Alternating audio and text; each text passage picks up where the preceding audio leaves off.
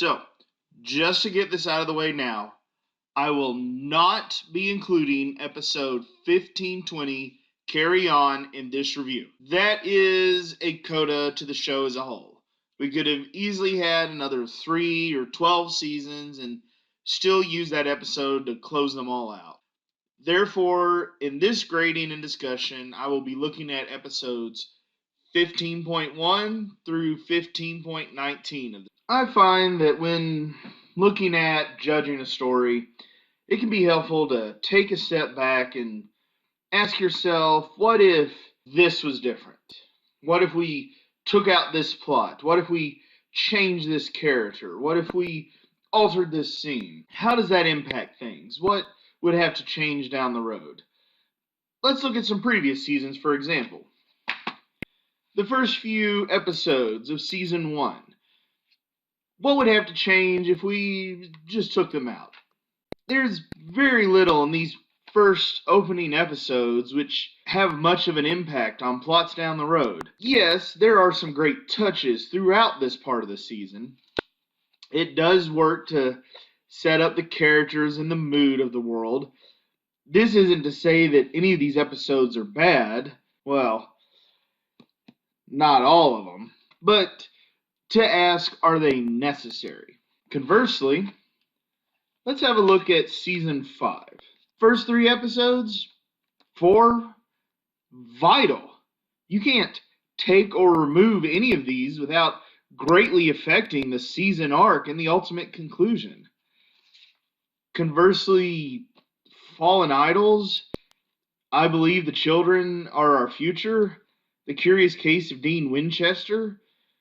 If you removed any of those, would the season care? Generally not. Swap Meet? Sure, it's entertaining, vaguely related to the arc, but it's not vitally important. Cutting it out won't change the ending or alter the characters. You can even apply this to multi-episode arcs. Let's take Grandpa Campbell from season 6. Remove him from the season, what does it affect? I mean, we can replace him with an old uncle or a cousin Campbell, but otherwise it doesn't matter.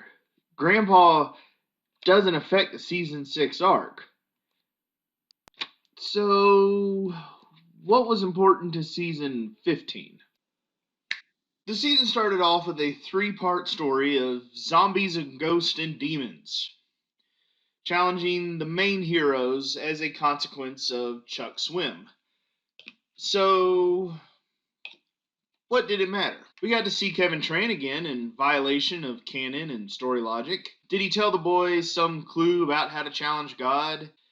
Did he reveal to them something he learned during his time in the afterlife? Did his history with them give them motivation and inspire them to push forward against all odds? Well, no. He helps with some Ghosts of the Week and then walks away, never to return, even as the multiverse is executed. You could have replaced him with Bella for all the impact he had on the story. Did the ghosts themselves do anything? Were they a preview of the great horror to come that season? No. By the end, everyone is gone and the Winchesters are alone.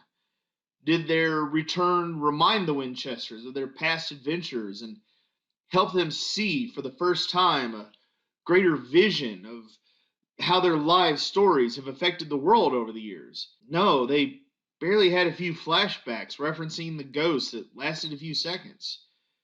Did the travel through their history give the Winchesters an opportunity to tell Jack about their past and teach him about what saving people, hunting things, really means? Yeah, of course not. Jack is dead at this time, and Alexander is playing the part of a not Crowley demon. So, what did the opening 3 episodes of the season accomplish? In perspective of the arc as a whole, Jack squat. No pun intended. The biggest impact is cast shuffling, as Rowena and Ketch finally die for good, and Eileen comes back as a ghost. It should be obvious that you can create almost any story arc for those 3 episodes that could accomplish the exact same things. The problem is, This isn't really an issue exclusive to season 15, but has been a problem with the storytelling in the show for a while. Let's look back a season further. What was the point of Jack losing his soul? So that Mary could die, you might say? But in episode 14-17, when she dies, it is after Jack is afflicted with something. A bothersome noise or a choir of voices. Whatever it is, it's tormenting him, and he just lashes out at her like a man having a seizure might hit someone trying to help him. The problem is, what was tormenting Jack? The scene as shown gives us no indication what is happening to Jack or what is causing it.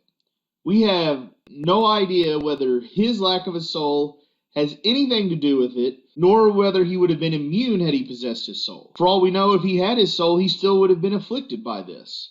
Especially since we never see anything like this happen again with Jack. For all we know, that brief scene was Chuck tormenting the kid so he would kill Mary and drive a wedge between Jack and Dean. But again, Chuck could just as easily do that with an insult to Jack. Could it give us a chance to look at the character of Jack? Back in episode 14-15, Peace of Mind, Jack is told by Donatello, "Sam and Dean are the best men I know. So ergo, whenever you don't want them to worry, just think WWWD. What would the Winchesters do?" And Jack replies, "I can do that." So, in theory, this period of soullessness, Jack should give us a great opportunity for insight into all the things the boys have taught him. But then we get to the end of the episode, where Jack, holding a snake, says, "You need help. Sam and Dean would help you, so I'll help you," right before he disintegrates it. Would the Winchesters really go about killing pets?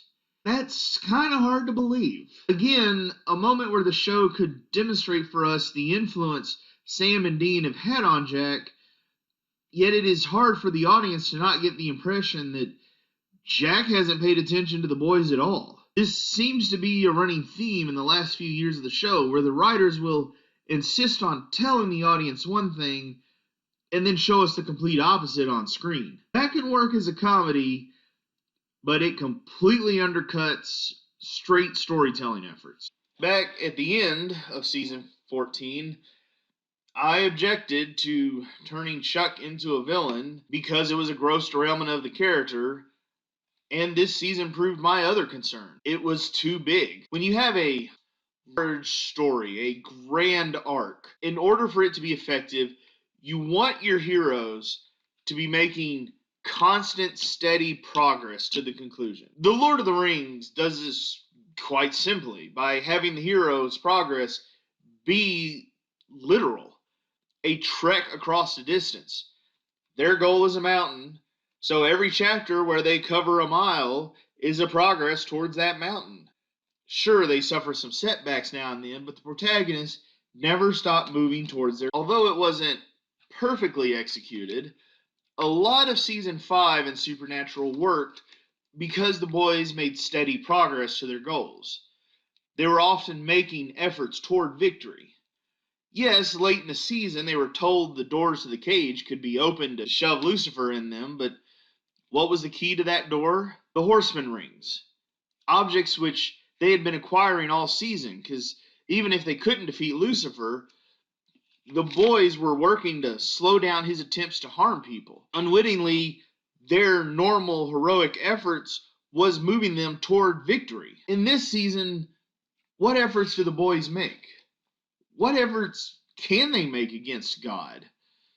Well, the season proves generally none. At one point, they go on a side quest to literally get their main character powers back, and so what?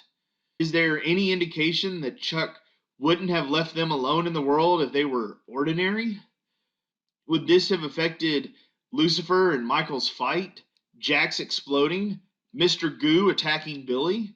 No. As far as we can tell, no. Never mind that the season can't even keep straight what the Winchesters' goals even are. Back in episode 1508, Our Father Who Aren't in Heaven, Donatello asked the boys, "Why don't you just kill him?" And Sam replies, God has to exist to maintain the balance of the universe.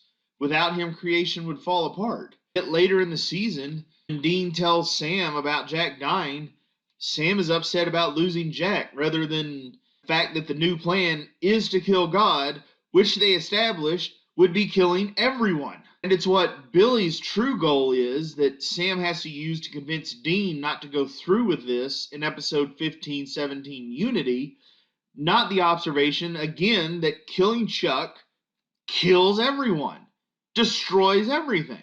So we not only have protagonists in this season which are passive and immaterial to the plot, but we have an arc which ends up contradicting and undercutting itself. Looking back, I see maybe two ways that season 15 might have been salvaged. The first is to have moved the boys to an active role. It's an exercise I recommend every writer practice. If you have something just happen in the story, figure out a way to make your heroes or your villains responsible for it. Don't have Balfagor just happen to show up in Jack's bodies.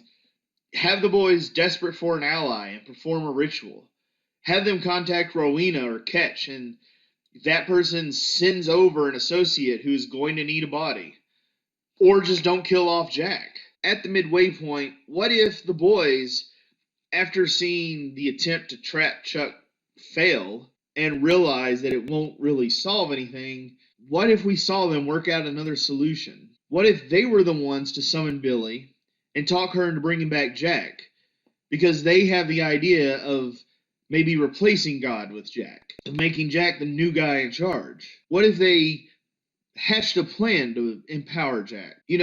Anything to establish that the guys are the ones pushing for the resolution, not just getting dragged along by it. They are team free will. Let them practice free will.